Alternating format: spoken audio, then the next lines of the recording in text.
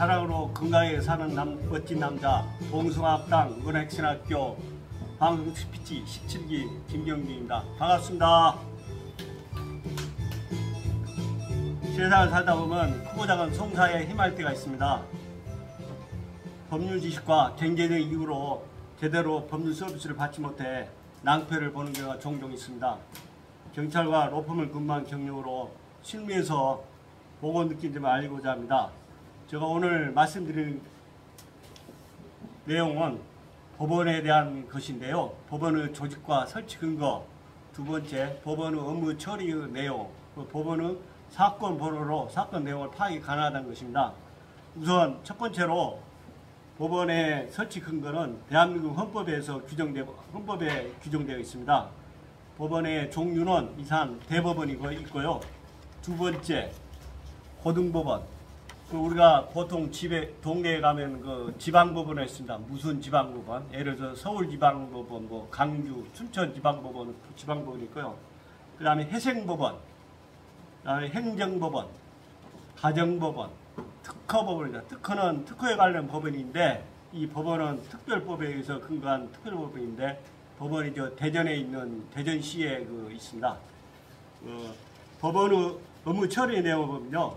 대법원의 임명 상고심이라고 합니다.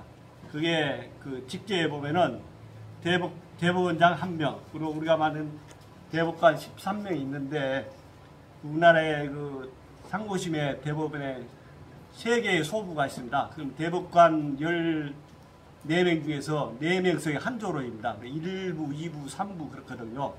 모든 것을 다 하고 그 대법관의 사건에 만약에 배당이 되면은 4명 중에 한 분은 재판장이 되고요. 3분은 돌아가면서 주심 법관을 맡습니다. 그러면 사건이 접수되면은 1차적으로 주심 법관이 심리를 하는 거 아니고 대법원의 밑에 있는 법원의 부장판사라든지 판사 한 10년 이상 되신 분들이 유능한 사람에 대해서 지금 발령을 내서 재판연구관이라고 발령냅니다. 근데 그 재판연구관이 128명이 나가 있습니다. 그럼 128명 중에 각 소부별로 배당이 됩니다. 그럼 예를 쉽게 살면서 행정법원이라든지 행정전문가 모든 분을 하는데 그분들이 1차적으로 사건이 들어오면 걸릅니다. 그래서 1, 2심에서 법률적으로 문제가 없다면 거기서 담당 주심 대법관한테 이런 사항이 있으니 이것은 각하해야 한다, 얘를 기각합니다. 의견을 내면 기각하고 만약에 심리를 해야 한다고 했을 때는 모여있는 소부에 대법관 4분이서 회의를 합니다.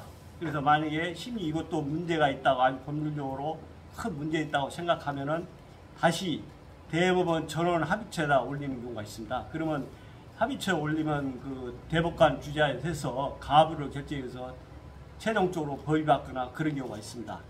대체적으로 법원에 모든 걸 다 하신다고 보면 됩니다. 이제 두 번째는 고등법원인데 일명 항소법원이랍니다. 그런 고등법원을 주로 하는 것은 항소법원이라고 해서 1심에서 불만이 있을 때 제출되는 건데 심리를 하고요. 고법 부장판사님이라고 하는데 고법 부장판사님은 우리나라 직제로 차관급입니다. 그러니까 법원에 들어온 판사님들이 꿈이 고법 부장판사들의 꿈입니다. 그게 만약에 부장판사가 되면은 중앙법원회가 최고 많거든요. 이게 서울 고등법원을 많은데 전국에 6개, 7개 아마 고등법원이 있습니다. 예를 들어서 광역도시지 수원, 인천이라든지 강주, 전남, 강주하고 대구 같은 6군데 있는데 서울 고등법원이 최고 큽니다. 근데 거기서 부장판사님 하신 분들이 2년을 재판 업무 하시다가 발령이 나면 어디로 가냐면요. 각 지방법원에 원장으로 갑니다. 원장. 지방 원장을 와서 근무하다가 다시 백업을 해서 들어와서 또 재판하고 그러거든요. 이게 그런 시스템이고요. 그 다음에 세 번째 단독심인데 법원은 원래 이제 지방법원에는 단독심이라 판사님이 하는 경우가 있는데 보통 판사님으로 들어오셔서 한 15년 내지 한 14년, 5년 정도 지나면 부장판사 승진합니다. 그거는 부장판사님이 단독심 혼자서 판결하는 거고요. 그 다음에 합의부가 있습니다. 합의부는 그 단독 판사 외에 양쪽으로 자합에서 무배에서 후배 판사들이 세 분에서 이제 합의를 하거든요.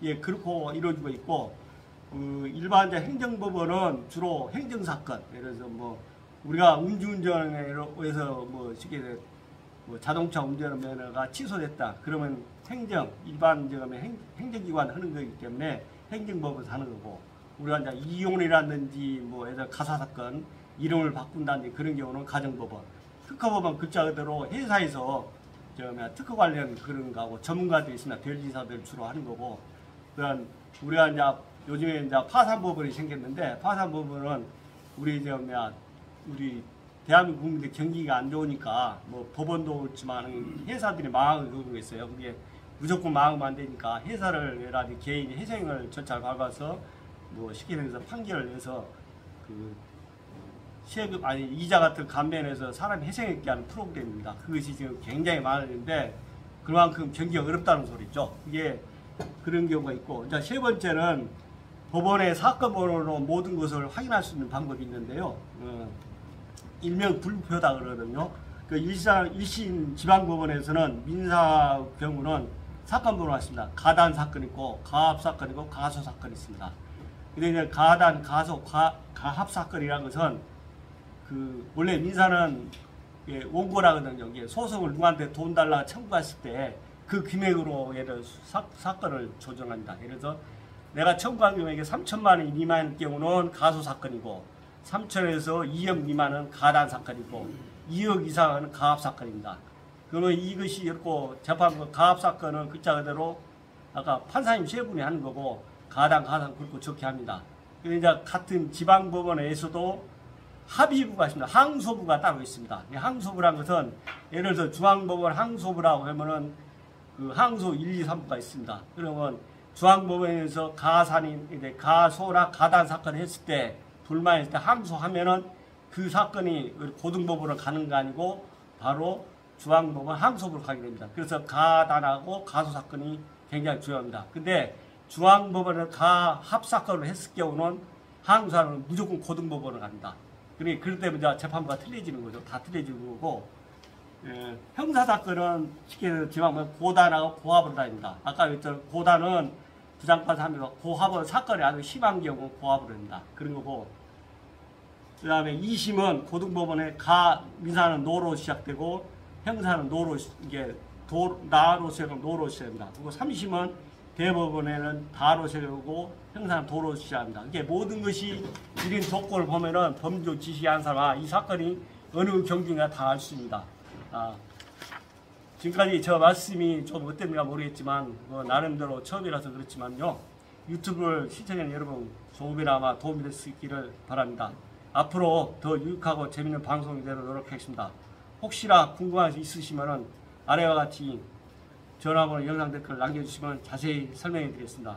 지금까지 시청해 주셔서 감사합니다. 유튜브 방송 김경윤이었습니다. 감사합니다.